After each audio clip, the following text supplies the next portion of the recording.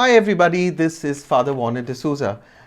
At around Ash Wednesday, many of you know that I was diagnosed with COVID, and that is the reason why I couldn't record much during that point of time.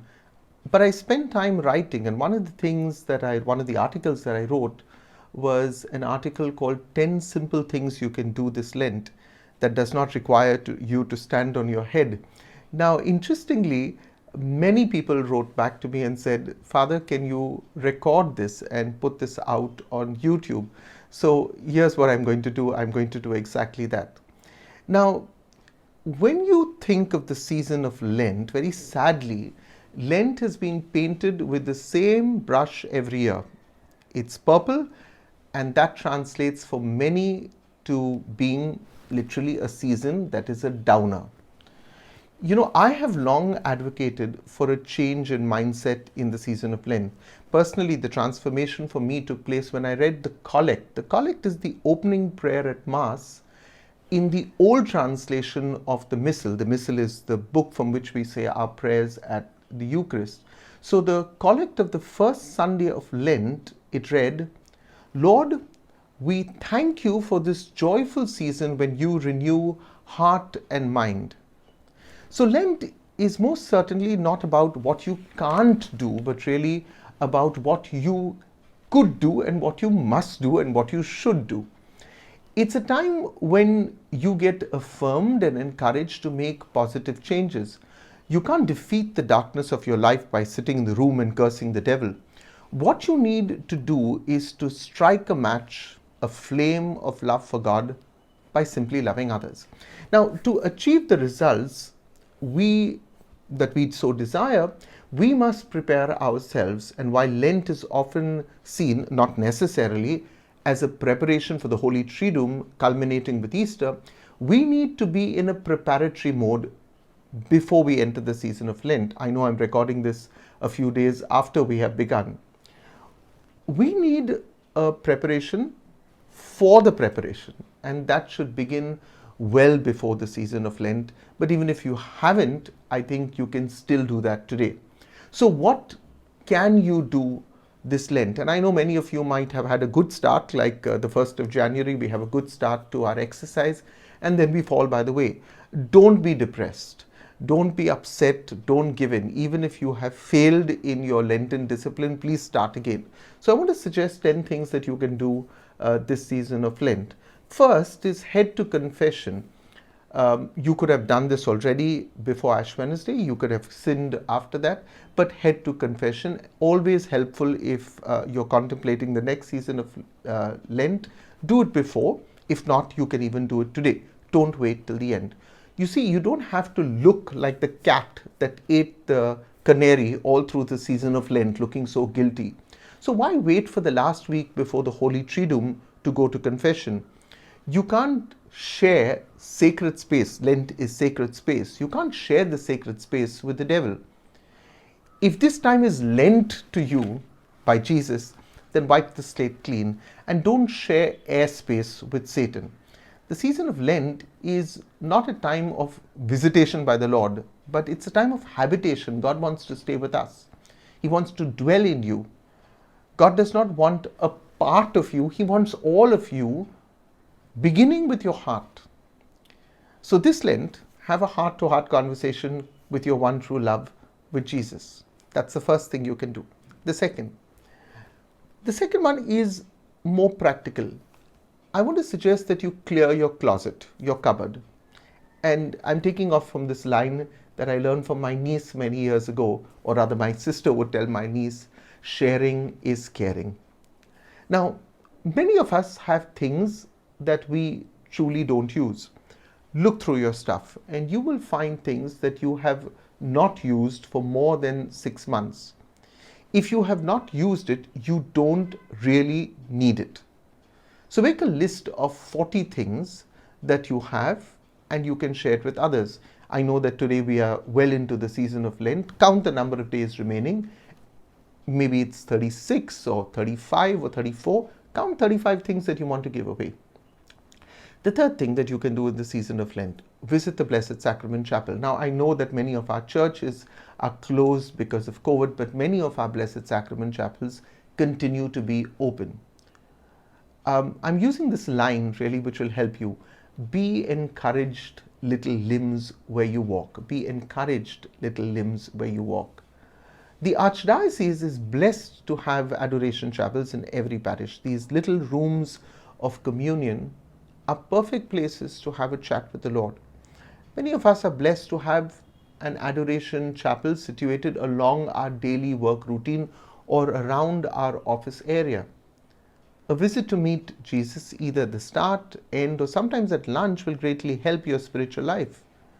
If you don't know what to do at first, find a prayer book and simply recite a prayer. Gradually begin to have a chat with Jesus, tell him how your day was, and that will be a beautiful way to pray. Remember, and I want to say this to you, prayer is just a conversation. It is not difficult. I think many people struggle because they are told, would you say a prayer? And they just freeze up. They don't know what to say. Don't worry, really. Just say, Lord, this is what I'm feeling. This is where I am. This is what I did. I want to thank you for the people in this room. I want to pray for somebody who's sick. Just talk to him. It's not climbing Mount Everest. I don't know why we as Catholics have begun to treat prayer as a matter of climbing Mount Everest, and we've got lost in this whole attitude of simply saying prayers. What's the fourth thing you can do? The fourth thing is something that I call slow the flow. Lent is a time when we think of the earth. The season of Lent can also be a time of concern for the earth. At the start of the Lenten season, or even now, if you have still, you can do it, slow the flow of your faucets. Just under every sink is a flow restrictor. Sadly, when they were installed, and I know this when we built our own church, I realized, I said, wow, the water flow is tremendous. So when these faucets are set, the flow restrictors are set, they are installed to a maximum flow. Yeah, because of course the builder wants to show you, look how much of water flows from your faucets. Now turn down the flow a bit. At first, you will find your patience being tested as water does not flow as swiftly as you were used to. In time, it will grow on you. You may not be able to tackle, remember, you can't tackle every environmental challenge, but you can do your part for the earth this season of Lent. The fifth thing that you can do, sacrifice. And I take this from the lines of St. Paul, I no longer live. Now, sacrifice is a very positive attitude that has been given a constant negative twist. To sacrifice is simply taking a step back and allowing someone else to move ahead. It's when the I takes a back seat. The I takes a back seat. Remember how we spell the word sin, S-I-N. Replace the I of S-I-N, replace it with the O for the others. And what do you get? From sin, you get son. The sixth thing that you can do this season of Lent, reach out and simply smile. A smile increases your face value. Consciously seek to reach out to at least one person each day. It may be a person whose services you take for granted, a house help or a lift operator.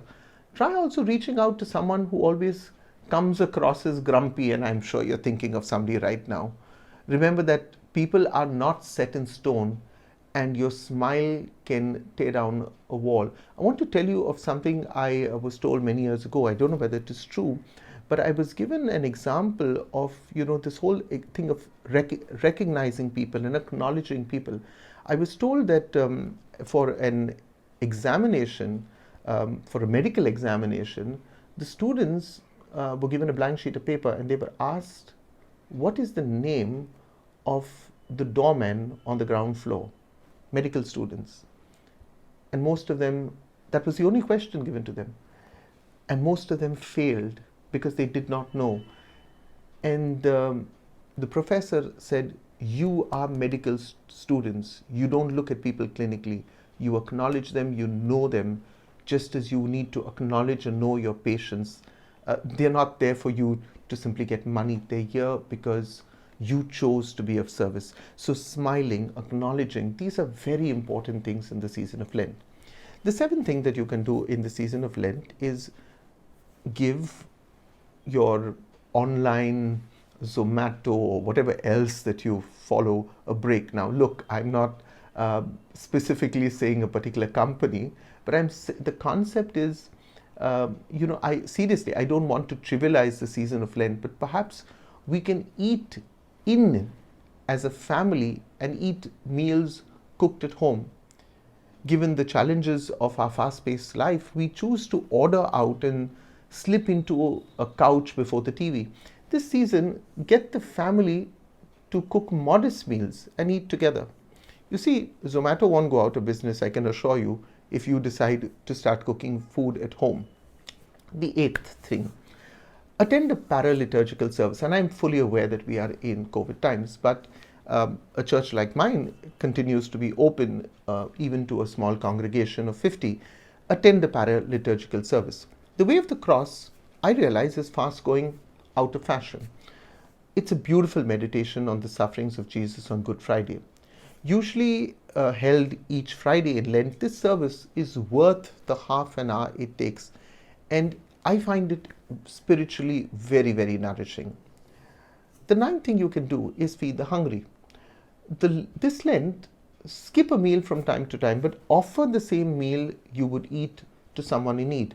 Better still, you could gather a few friends and cook a vegetarian meal that you can pack and distribute. We in St. Jude's began a few years ago something called Lenten lunches. It was a very simple project by which each community, and mind you, many of our people in this parish are financially challenged, but they would come together, the entire community, cook a meal together, and then on a Sunday of Lent, just out of our church on the main road, we would set up a beautiful table, decorate it nicely, put all the food items, and offer that food to the poor. Even now, if you like, you could contact Brother Paolo, contact me on WhatsApp. Don't call me, but contact me on WhatsApp on 9820242151. That's 9820242151. And you can offer a meal either to our parishioners daily, which we do at 12:30. The food that you offer, we distribute, or to one of the charities that we support. We support Lenny and Nadia, who look after 9 children that they have taken from the streets, or for the members of our own ashram that live in this building. Our church is extremely unique because we have in this church on the 4th and the 5th floor an ashram for destitute men. So if you like to sponsor a meal, you can simply send me a WhatsApp message and I will guide you how you can do it. That's a great way to care for others in the season of Lent. And finally, the 10th thing, pick a spiritual book. I think we need to feed our minds. Yeah, we need to do that. Find a book that's easy to read, or a chapter of the Bible, or a book perhaps of the lives of saints. When I was sick with COVID, I watched a lot of television on YouTube. I saw the lives of saints, of Padre Pio, of Saint Therese, of the Child Jesus. So feed yourself with even a book or something with short reflections. I was deeply touched and transformed when I read the books of Father Anthony de Mello as a seminarian. His short, pithy anecdotes and reflections are loaded with deep reflections. Finally, I say this with great love, don't give up on the disciplines that you choose this season of Lent. Remember that God is working for you even though it might not feel good to you. This is a beautiful season where Jesus wants to enter our lives. God bless you, and do remember to share this message with your friends. It's very important that we as Catholics evangelize. Don't be afraid, don't be ashamed. And even more, if you haven't subscribed to our channel, please do that. And if you'd like me in some way or the other to minister to you, send me a WhatsApp message on my number 98202-42151. Have a lovely Sunday. Since I'm broadcasting this for Sunday, have a lovely Sunday. God bless you, and stay close to Jesus all through the season of Lent. God bless you all.